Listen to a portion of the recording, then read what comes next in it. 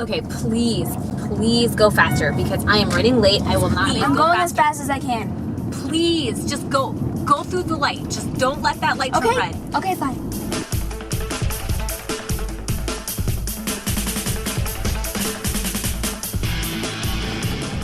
I think we're getting pulled over. What? Are you serious? Yes. Oh no. Obviously, if I go over the speed limit, we're gonna get pulled over.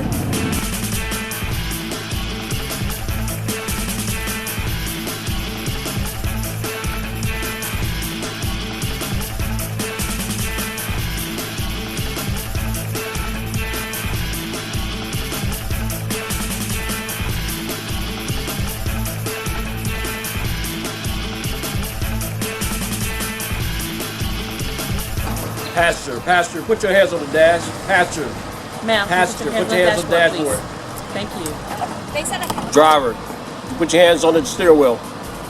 My name is Deputy Larry Hatch, Travis County Precinct 1. The reason why I stopped you is speeding 45 and 35. You have your driver's license, proof of insurance, ma'am? Thank you. Sit tight for a second, I'll be right back with you.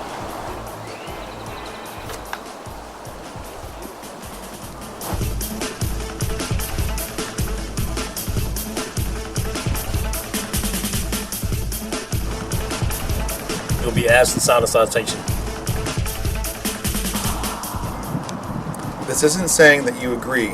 It's just saying that you're going to follow up with the court. Now you're going to be issued a citation for speeding 45 and 35. It's not a admission of guilt, but a promise to appear to court. You saw it right here at the last line, the bottom line right there. You will get a copy with all the information you need. You'll receive a notice in the mail. You got 30 days to appeal. Thank you.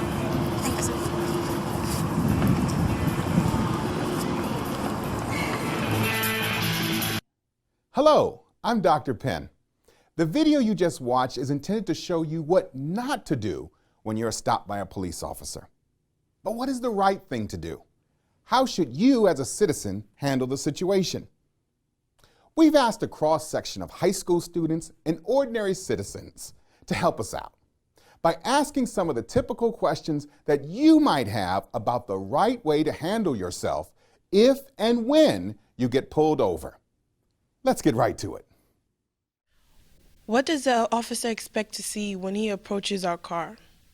Officers don't always have a clear view into your vehicle. Keep your hands visible. Don't move around.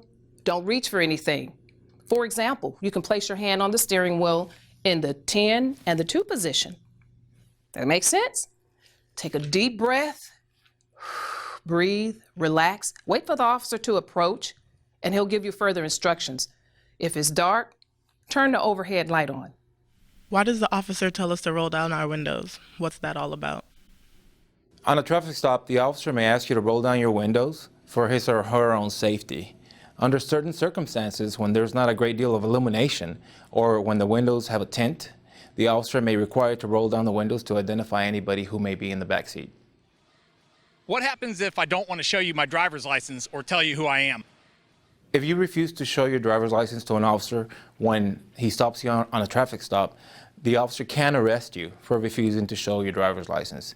And under certain circumstances, if probable cause exists, the officer may also require the passengers to identify themselves. What happens if I don't have my driver's license with me? Will I be arrested? What if I just forgot it at home? An officer can usually verify that you have a license once he obtains basic information from you. Depending on local law, you may be arrested, but most likely you will only get a citation.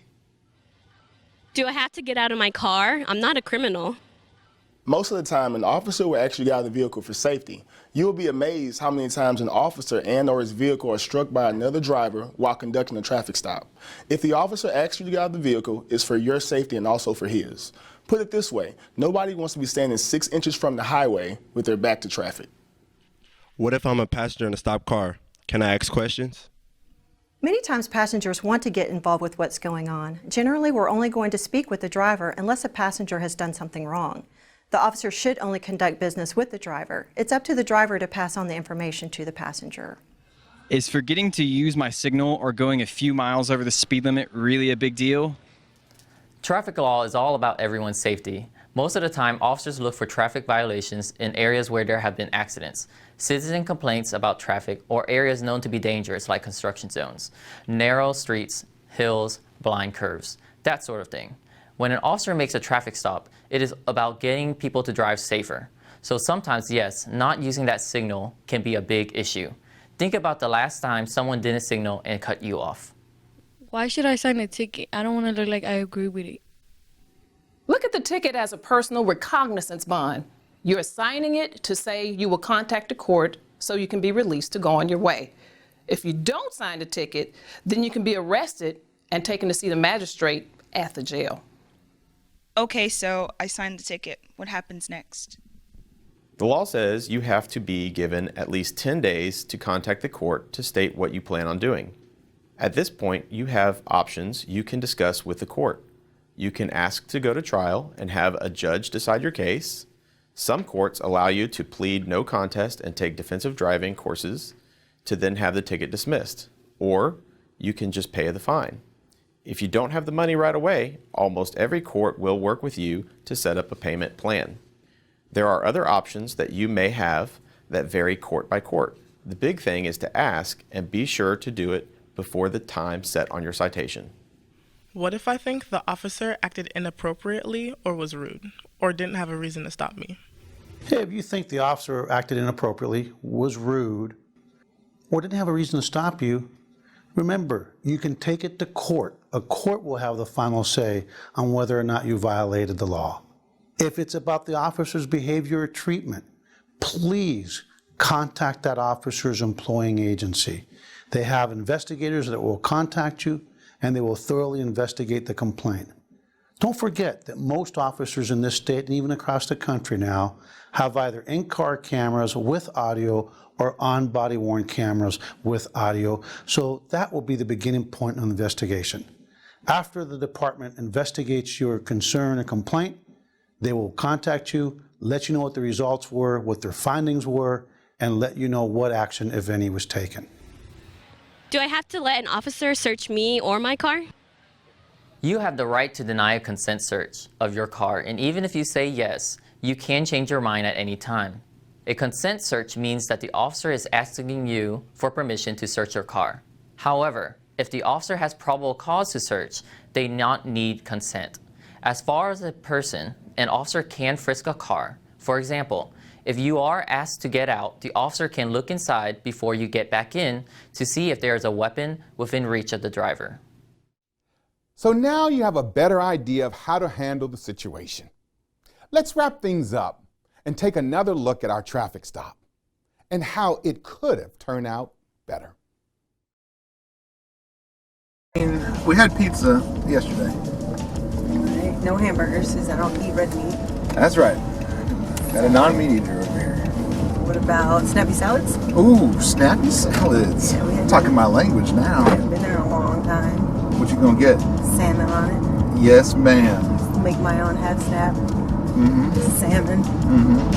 Yep. Hey, this man have brake lights on? Doesn't look like it. I didn't see brake lights on that one.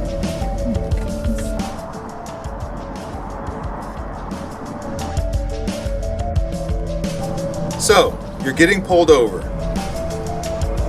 Don't panic. It happens.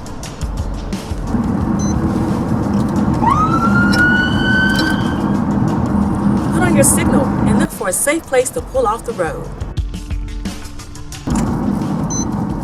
Bravo 742 traffic. It's going to be a Texas tag. George King 430 Lincoln. Occupied. If you can get into a parking lot, great.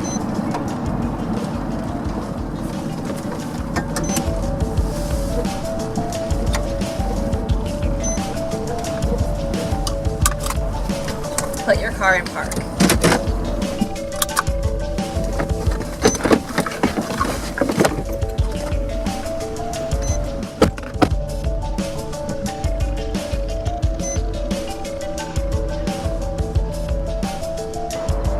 Roll down your windows. Turn off your engine. Keep your hands on the steering wheel and wait for the officer. You will be be asked to show your driver's license and insurance. Good evening, sir. Good evening, officer. Officer Opros, Dallas Police Department. You're being stopped today because your brake lights are out. Is there any reason your brake lights are out this evening? No, sir. I didn't realize it was out. Okay. May I see your driver's license and proof of Do what the officer asks.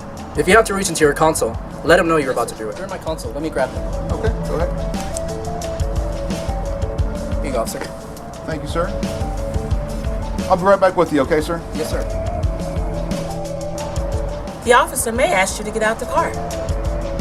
Just follow the instructions. Stand where you're asked. It will be the safest place. Stay out of the car until you are told to get back in. So where are you coming from tonight? I'm coming from class. I had an exam today. What kind of exam? I had a history exam. History exam. Yes. How did you do? I think I did pretty well. We will not find out until tomorrow. Oh, well, good luck. Yeah, thank you. I hope appreciate you did it. well also. I hope I did too. I wasn't very good in history. No? No. What's your favorite subject? Math. Math? Not really that smart for math, but hopefully you get math a lot more than what I do. Wait for the officer to tell you it's okay to leave. All right, sir. Here's your driver's license and insurance back. Thank you, sir. Okay, you're all set. Just a warning for the brake lights. You're free to go. Thank you, sir. Drive safe. Thank you. You have a great night. You too. Have a good night. You have a great night, ma'am. Thank you. Look for a safe spot to leave. Usually the officer will wait for you to leave first. On behalf of all the state and local partners that brought you this training video, thank you for watching. And safe travels across the great state of Texas. We just want to keep everyone safe and get to our home at the end of the day.